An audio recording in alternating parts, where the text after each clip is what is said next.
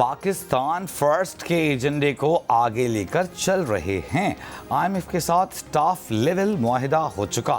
معاشی بہتری کے تسلسل کو برقرار رکھنا ہے۔ اصلاحات کے عمل میں پیش رفت جاری ہے۔ تحصیلات زر میں اضافہ اور مجموعی طور پر برآمدات میں 5% اضافہ ہوا۔ مینوفیکچرنگ کے شعبے میں بہتری خوش آئند ہے۔ وزیر خزانہ محمد اورنگزیب کا اسلام آباد میں پریس کانفرنس، کہا پالیسی ریٹ کم ہونے کا قرض ادائی پر مثبت اثر مرتب ہوا۔ پائیدار ترقی کے لیے ادائیگیوں کا توازن اور کرنٹ اکاؤنٹ اہم ہے۔ IT شعبے میں ماہانہ بنیاد پر بہتری دیکھی جا رہی ہے۔ حکومت نجی شعبے کی حوصلہ افزائی کر رہی ہے۔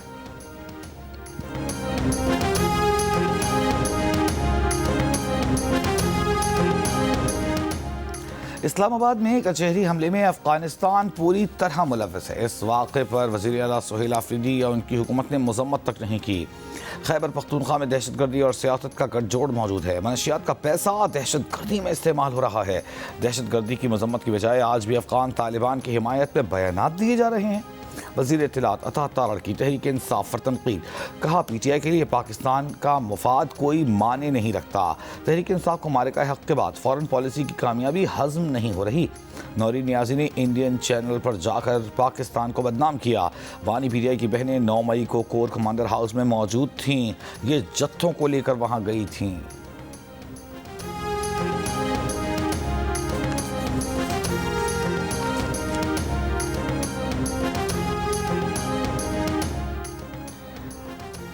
پاکستان 500 بزنس ہاؤسز کی فہرست مصر کو فراہم کرے گا۔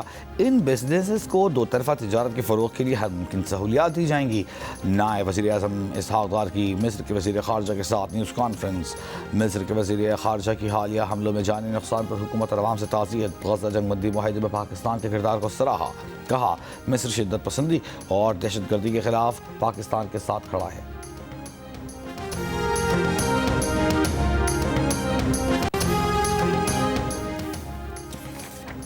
چیئرمین PCB اور وزیر داخلہ محسن نقوی کے راولپنڈی اور اسلام آباد میں نومبر میں سیکیورٹی بالخصوص ایک المناک واقعے کے بعد بڑا چیلنج رہی۔ پولیس، رینجرز اور پاک فوج کے اہلکاروں نے مثالی پیشہ ورانہ ذمہ داری کا مظاہرہ کیا۔ اس بات کو یقینی بنایا کہ پاکستان کا مثبت تشخص برقرار رہے اور ملک میں موجود غیر ملکی ٹیمیں خود کو مکمل محفوظ کریں۔ جنوبی افریقہ، زمبابوے اور سری لنکا کے بورڈز کے ساتھ ان کی ٹیموں کا بھی شکریہ ادا کیا۔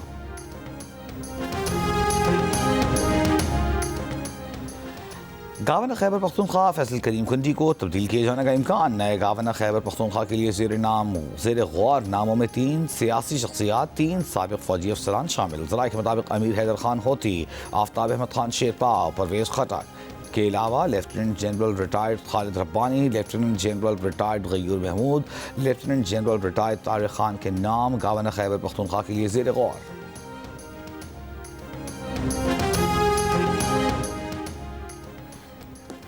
الیکشن کمیشن نے کہا ہے کہ بعض عناصر N18 ہری پور کے ضمنی انتخاب کو متنازع بنانے کے لیے الزامات لگا رہے ہیں۔ DRO اور RO کی تعیناتی کو سازش قرار دینا حقائق کے سراسر منافی ہے۔ الیکشن کے دن کسی جانب سے کوئی اعتراض نہیں اٹھایا گیا۔ الیکشن ہارنے کے بعد یہ الزامات لگائے جا رہے ہیں۔ کنسالیڈیشن رکوانے یا ریکاؤنٹنگ کے لیے بھی سب سے پہلے RO سے رجوع کیا جاتا ہے۔ اگر وہ ایسا نہ کرے تو مقررہ وقت کے اندر کمیشن سے رجوع کیا جاتا ہے، مگر ایسا بھی نہیں کیا گیا۔ اگر سب مل جائے زندگی میں تو تمنا کس کی کرو گے، کچھ ادھوری خواہشیں ہی جینے کا مزہ دیتی۔ واہ واہ، بہت اچھا۔ جس مقصد کے لیے آپ نے یہ شعر سنایا ہے، اللہ کرے ان کو اس کا ثواب پہنچے۔ یہ بڑی مشہور پینٹنگ ہے۔ I know۔ 52 لاکھ ڈالر کی ہے یہ، اور میں مذاق نہیں کر رہا ہوں، یہ بک چکی ہے۔ اس کے ساتھ انہوں نے 2 ایکسٹرا کیلے اور ایک ڈک ٹیپ واقعی میں دیے۔ بھائی 2 کیلے ہماری طرف سے لے دیں۔ بتائیں اب مجھے آپ ایکسپلین کریں آرٹسٹ کیا سوچ رہا ہوگا؟ Maybe he's trying to show that ہم دنیا میں پھنس گئے ہیں اور ہمیں اس لائف سے نکل کے کچھ اچھا کرنا ہے۔ اور آرٹسٹ اپنے آپ کو کیلا سمجھ رہا ہے۔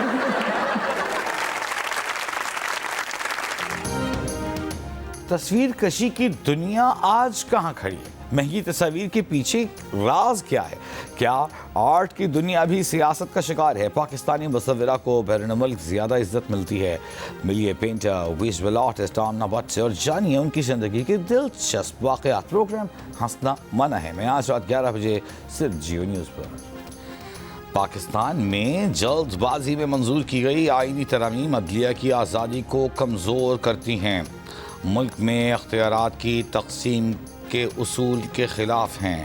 آئینی ترامیم فوجی احتساب اور قانون کی حکمرانی کے احترام پر شدید خدشات کو جنم دیتی ہے اور پاکستانی عوام کی جمہوریت اور قانون کی حکمرانی کے دوررس نتائج کا خطرہ رکھتی ہے۔ اقوام متحدہ کے ہائی کمشنر برائے انسانی حقوق واکر ٹرک پاکستان میں 27ویں ترمیم پر تشویش کا اظہار۔ ایک بیان میں کہا کہ یہ ترامیم بھی گزشتہ سال کی 26ویں آئینی ترمیم کی طرح قانونی برادری اور سول سوسائٹی سے مشاورت اور بحث کیے بغیر منظور کی گئی۔ ججز کی تقرری ترقی اور تبادلے کے نظام میں تبدیلیوں سے عدلیہ کو سیاسی مداخلت اور انتظامی کنٹرول کا خطرہ لاحق ہو گیا ہے۔ وسیع پیمانے پر دیا جانے والا استثناء مسلح افواج پر جواب دہی کے جمہوری کنٹرول کو کمزور کرتا ہے۔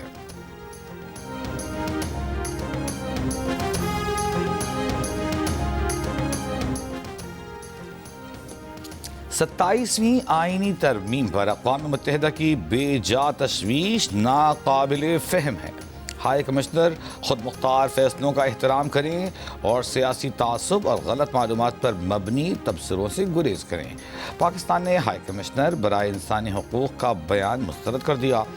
دفتر خارجہ نے کہا کہ افسوس ہے کہ پاکستان کا موقف اور زمینی حقائق اقوام متحدہ کے بیان میں شامل نہیں کیے گئے۔ پاکستان انسانی حقوق، انسانی وقار، بنیادی آزادیوں اور قانون کی حکمرانی کے تحفظ کے عزم پر قائم ہے۔ امریکہ میں سوشل میڈیا پوسٹ پر بم بنانے کا دعویٰ کرنے والا افغان شہری گرفتار۔ ریاست ٹیکساس سے پکڑے گئے اس شہری کا نام محمد داؤد الوکزئی معلوم ہوا ہے۔ امریکی میڈیا کے مطابق محمد داؤد بھی آپریشن ایلائز ویلکم کے تحت امریکہ لایا گیا۔ اس سے پہلے واشنگٹن میں فائرنگ کر کے ایک نیشنل گارڈ کو ہلاک اور دوسرے کو زخمی کرنے کے واقعے میں افغان شہری بھی اسی پروگرام کے تحت امریکہ آیا تھا۔